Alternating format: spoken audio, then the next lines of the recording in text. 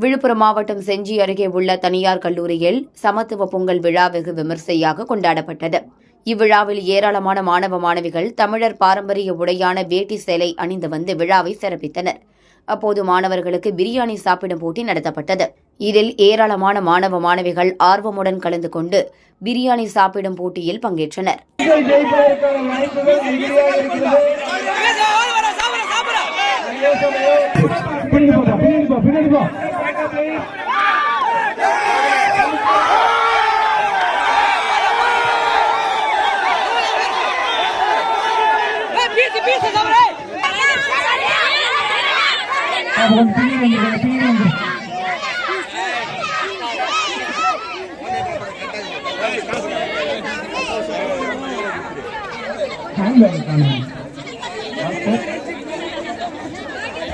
handbag